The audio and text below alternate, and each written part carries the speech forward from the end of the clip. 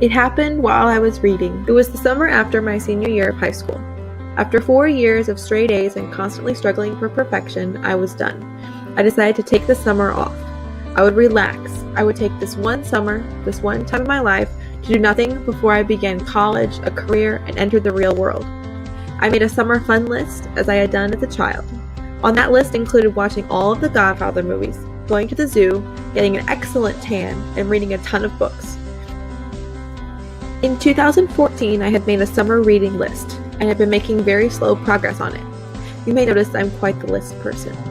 I decided I would make some serious progress on my reading list that summer. The list lived in a document on my Google Drive, and it had several categories. And they were color-coded, because I'm me. I chose countless books from crime to romance to classics. I also added a pre-medicine category, and that is where I started. I spent countless hours laying in the sun on my favorite lounge chair with a coffee in one hand and a book in the other. My librarian got to know me by name. I read a book about an orthopedic surgeon's journey through residency. More memorable to me than his journey was that he and his wife had 12 children.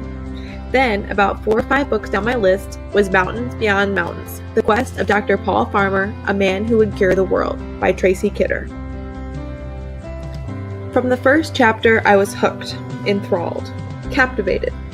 I carried the book with me everywhere, from doctor's appointments to baseball games to Starbucks, arriving a few minutes before my friends just so I could read.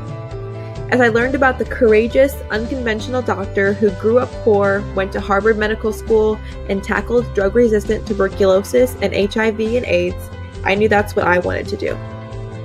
Before, I had toyed with the idea of emergency medicine, but after reading Mountains Beyond Mountains, I knew I wanted to do global health.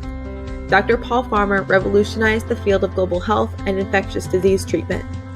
I was most compelled when I learned about the social determinants of health, and I made the connections for the first time in my life between poverty and disease. I realized that people who live in poverty have exponentially worse health outcomes, and almost all due to preventable causes. Dr. Paul Farmer focused his efforts on Haiti in the beginning of his career, and the circumstances under which the people he treated lived were astounding. This is a photograph of Dr. Farmer treating a patient. Dr. Farmer said, "What I can argue is that no one should have to die of a disease that is treatable." After finishing Mountains Beyond Mountains, I could not stop talking about it. I bought a bunch of copies and made my friends and family read it. I got more books about global health and plowed through them. I took a class in the fall called The Right to Health in Theory and Practice and was delighted to find out that Mountains Beyond Mountains was required reading for it. I read 2 more of Dr. Farmer's books. I then had my professor recommend more books about the subject, and I'm currently reading those. But through reading Mountains Beyond Mountains, I had an epiphany. I finally found a subject that I am completely, undoubtedly enthralled with. I could talk about it forever, and I can't learn enough about it. That is exactly what I want out of my life and my career, something that I am absolutely passionate about.